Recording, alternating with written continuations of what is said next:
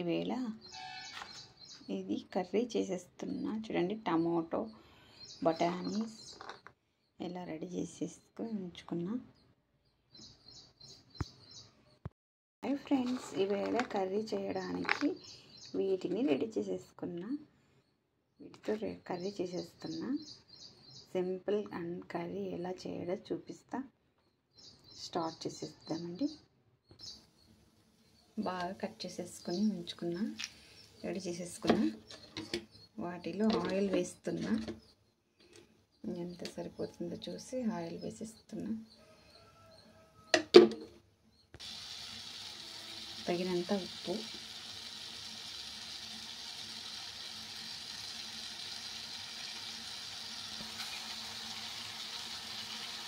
సరిపడా పసుపు వేసేసా. వేసి బాగా ఒకసారి అంతా మిక్స్ చేసేసుకుంటే మొత్తం ఉప్పు పసుపు పట్టేస్తుంది. మూత పెట్టి బాగా ఆవిరిలోనే మగ్గేటట్టు వదిలేద్దామండి. ఓకే, బఠానీస్ కూడా ఇందులోకి వేసేస్తే బాగా టేస్టీగా ఉంటాయి. ఆయిల్లోనే బాగా మగ్గిపోతాయి కాబట్టి టేస్ట్ బాగుంటాయి. అందుకే ఇందులోకి వేసేస్తా.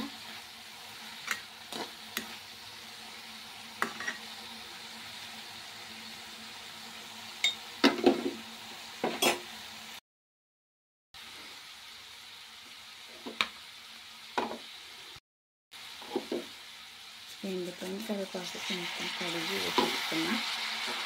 పచ్చిది లేదు నా దగ్గర, అందుకే ఎండిపోయింది వేసి ఇలా కాస్తంత మిక్స్ చేసేద్దామండి. ఒక సైడ్ ఉడికిపోయి ఉంటాయి కదా, ఇంకొక సైడ్ ఉడికిస్తాయి. ఇలా ఆయిల్లోనే కాస్తంత మగ్గితే టేస్ట్ బాగుంటుంది. ఇంకా కాసేపు బాగా మూత పెట్టి ఉంచేస్తే కారం వేసుకుందామండి ఫ్రెండ్స్.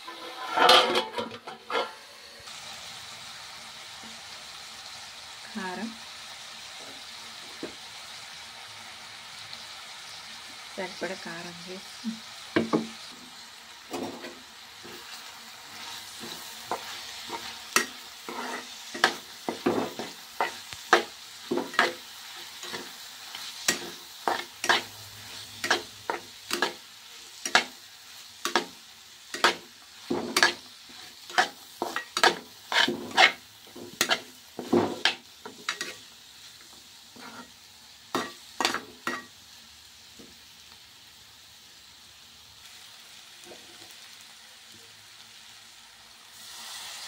టమాటో కట్ చేసి వేసేస్తా. కాస్త వాటర్ వేసుకోవడానికి ఇలా చేసేస్తున్నాను.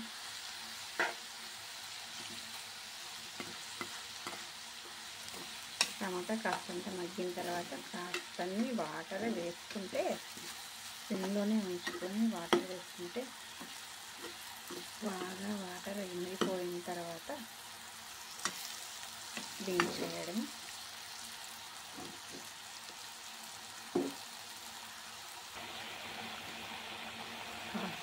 వాటర్ వేసేస్తా.